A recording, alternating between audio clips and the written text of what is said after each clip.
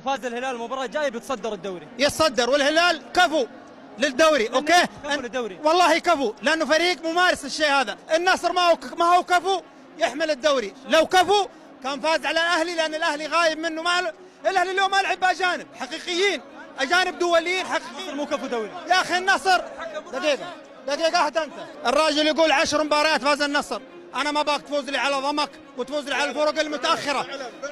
سؤال من منافسينك؟ الاهلي، الاتحاد، الهلال في القاسيه. خسرنا قدام الاتحاد في الكاس، الان نخسر قدام الاهلي، حنخسر قدام الهلال. اكرر، النصر ما هو كفو يحمل الدوري.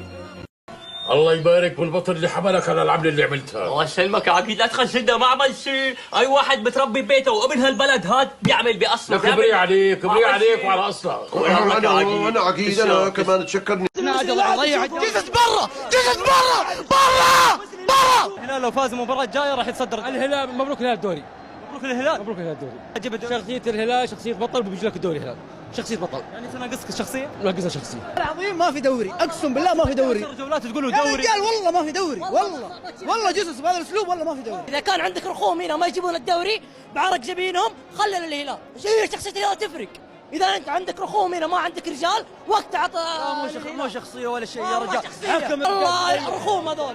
تبغى الدوري، الهلال يبغى الدوري يجيبها برجال. يعني الدوري هلالي؟ الدوري هلالي ومن الحين اقول لك بيفوز الهلال وبيتصدر. الهلال ما راح يفوز، انزاغي مدرب جبان. احنا بناخذ الصداره على الهلال. جماهير النصر الله يعوض عليكم، والله ما تاخذون ولا بطوله.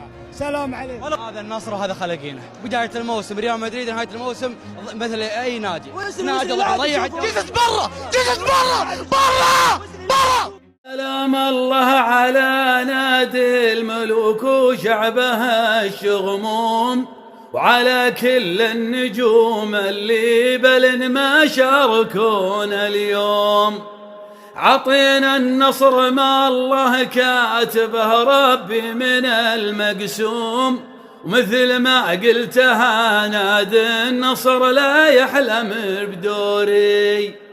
تعالوا نسترد اللي تغنينا به وقلناه، كذا نادي النصر ما به جديد ولا حد يخفاه. وعلى رغم النجوم ورغم صرف الدعم ما تلقاه، يموت البرتغالي عندهم ما حقق الدوري. تبجحنا مسا ذا الليل في متصدر الدوري، وبرقنا الأكه بوجه الهلال وردها فوري. لقينا الددس مغرز هنا ومعلق البوري، من اللي ينقذ أطراف النصر لا ضيع الدوري.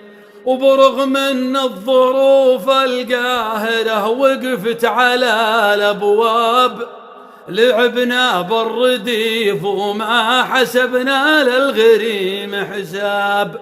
خذيناهم على سوق المواقف كلنا بدباب، طريقك يا الرياض وفي امان الله يا الدوري. ليش جالسين تخلطون؟ ليش هذه الصورة؟ أخذتوا بطولة؟ لا. قربتوا على الصدارة؟ لا. بس كل هذا عشانكم فزتوا على العالمي؟ بس عشان فزتوا على النصر؟ ما له داعي هذه الصورة والله. ليش جالسين تخلطون؟ ليش هذه الصورة؟ حياتنا حتكون قبل ما نختم مباراة الجولة اللي هي مباراة الكلاسيكو النصر والاهلي او الاهلي والنصر. ناخذ توقعات. كريم حبدا معاك، تتوقع الاهلي والنصر يا كريم؟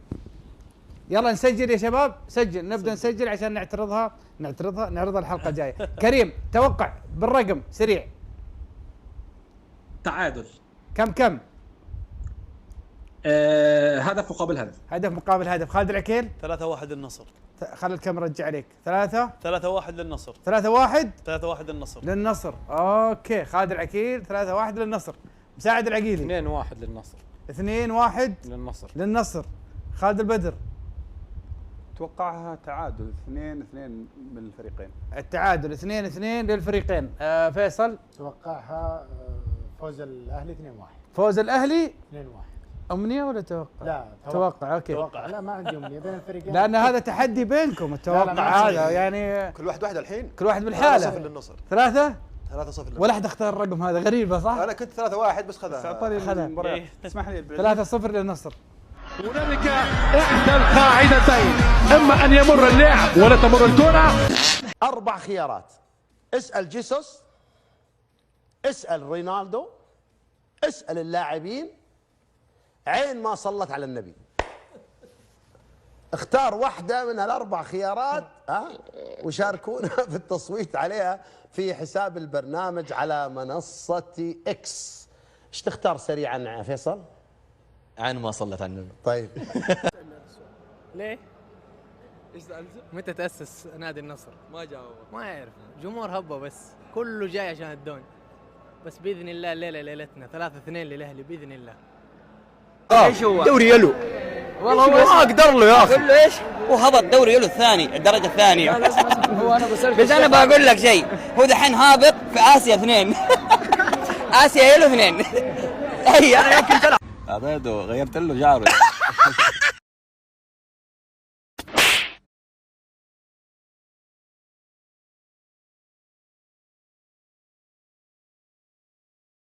والله جواك قال المجرشي والله ما تفوزون وعصب بعد. ايوه المجرشي غير مدرك صمقوا بدك مش سامعه.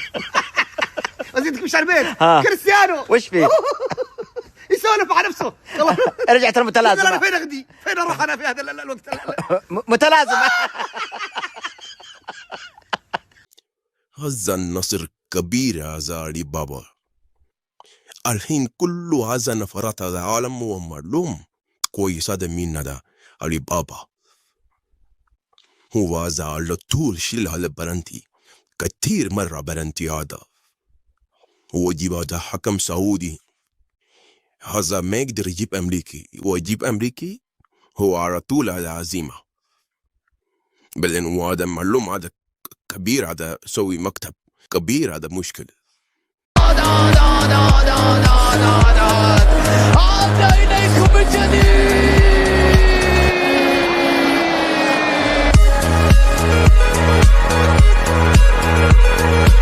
كبير اقابل الهلال فريق كبير يلعب معي روح بروح، اما تسدح وتبطح ذا تكتيك يلو ما هو عندي.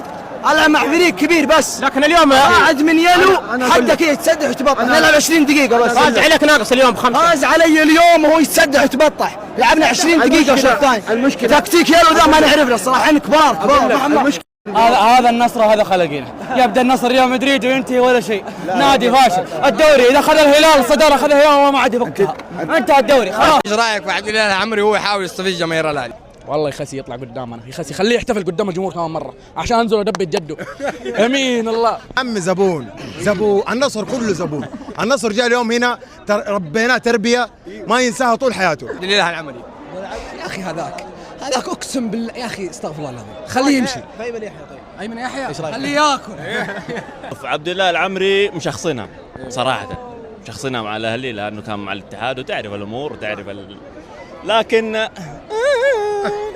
يا عبد الله العمري انت ولا غيرك، ان كانك تبغى تطلع على انك ترجع مره ثانيه وسوقك يرتفع. عبد الله العمري انت وغيرك خلاص مو على اكتاف النادي الاهلي، مو على اكتاف النادي الاهلي. بدري عليك انت وغيرك. خليك هناك في الهند. خليك هناك في الهند عند اسيا 2. هنا ابطال النخبه كبار اسيا، ورانا كاس عالم ما احنا فاضيين.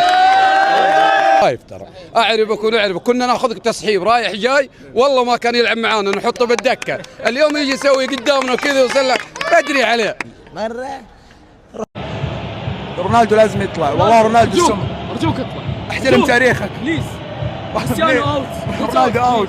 والله رونالدو دمر النصر. والله هو المشكله. دمر النصر قدام كوازاكي، قدام الهلال 6 نهائيات. ارجوك رونالدو بليز. طلعنا من السوبر وكاس الملك، باقي الدوري نطلع منه يا طول العمر. بعدين يلا السنه الجايه النصر ومدري يلا هذا يلا على صفري. هذا النصر اللي نعرفه صدق. هذا النصر اللي نعرفه موسم صفري. هذه حقيقه لازم تنقال. تبي تطلع كريستيانو الحين. كريستيانو جالس يجيب 1000 هدف على حسك ويطلع. هذا كريستيانو ما يبان قدام الخدود قدام الفتح، ينزل التيشيرت ويلا انا كريستيانو. وين قدام الاتحاد؟ وين قدام الهلال؟ وين قدام الاهلي؟ حسن ما يبان. هذا حقيقه. رجال عمره 40 سنه طلع يا اخي ما هزيمه اليوم الدوري معنويا حيضيع النصر. الواضح هذا الواضح يعني ما انا والله ما هذا الواضح والله هذا الواضح هذا دائما يصير. اي لا السوبر طلعنا كاس الملك طلعنا الحين الدوري واسيا 2 بعد اسيا 2 بيطلعنا الوصل ولا بيطلعنا ونفس الموال السنه الجايه مشروع النصر يكوش على الكل. هذه حقيقه النصر ما في موسم صفري نطلع بدايه الموسم جسس وين الحين جسس؟ انا استغرب ما ادري انا ما ادري يا انت وفي صدقيني ما قدرت لك عم بس شاطر بالحكي ما وين اللي بده يركع قدامي ويبهدله بهدله ما تبهدله حدا لك وين؟ خلص طولي بالك لا تعلي صوتك شبكي. صدقيني كنت عم حاول لفق تهمه مع حرزة بس دورت ما لقيت ما في شيء مع حرزة. ما لقيت له تهمه؟ يا توفيق هات ولا كلمه على نصتك ولا بكعرفتك على حقيقتك يا مصلحجي اكيد دفعوا لك اكثر غرب بيتك من حالك. خلص طولي بالك حاميها حراميها بده يربيه بده يربيه.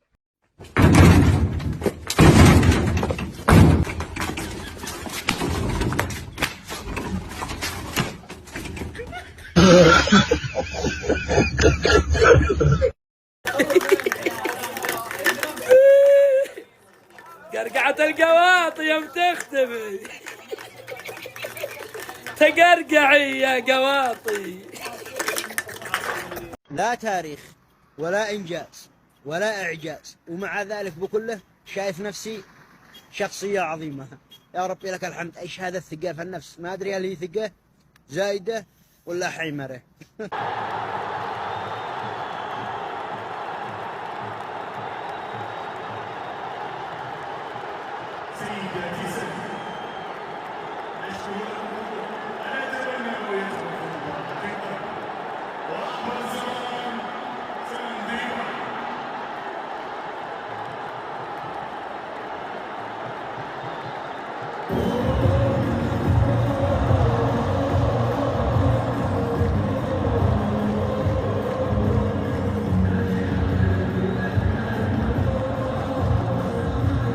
علي يا ابو ابراهيم وسع صدرك ترى كلها كوره والجاي افضل ان شاء الله. خير ان شاء الله.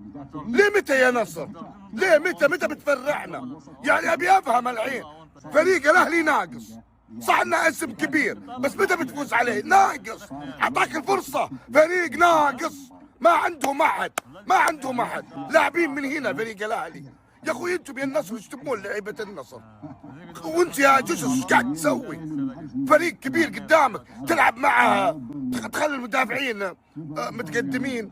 يا اخوي احترم الفريق اللي قدامك يعني ما تغير فكرك يعني مع الافرقه الكبار ذي. يا اخوي غير فكرك. هذا ما جانا الهلال ولا الاتحاد ولا الشباب والقادسيه.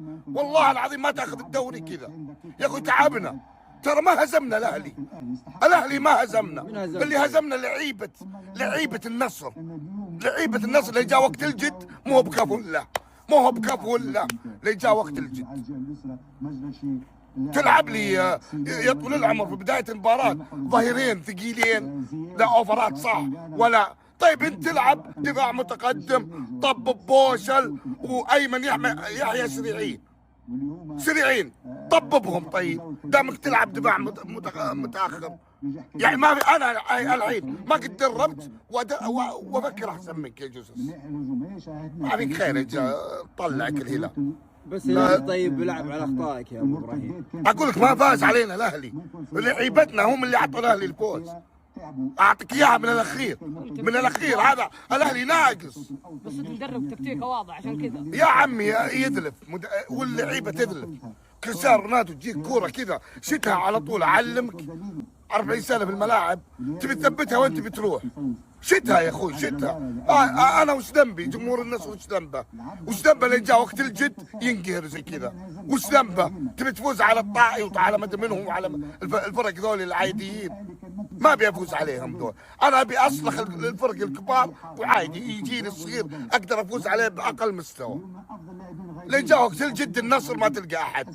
الله يعين الجمهور النصر على ذا الفريق والله يعيني انا. انت عدم نجاحك مش عشان ظروفك وحشه ولا الناس حاسدينك ولا كلها بتغل منك ولا في حقد من اللي حواليك ولا كلها بصالك. انت فاشل عادي.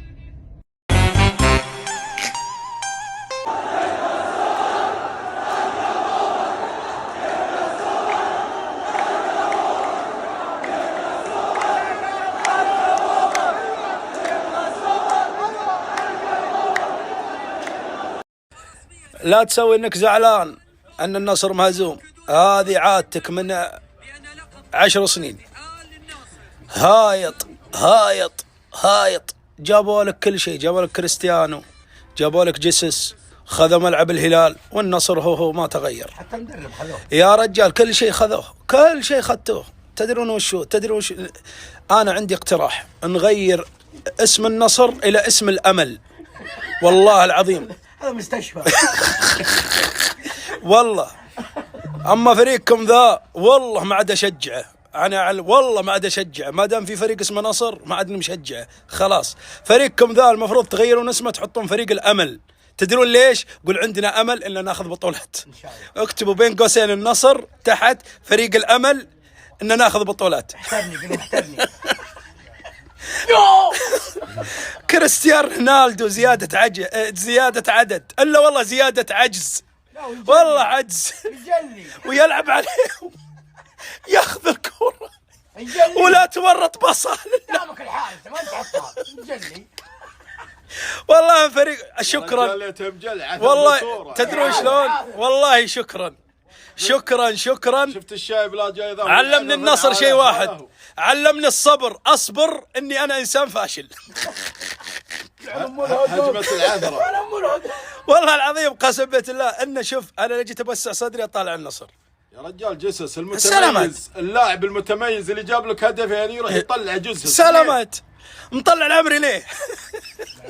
والله من يوم شفت المدرب راسه رصاصي وانا دار الدعوه ضايعه.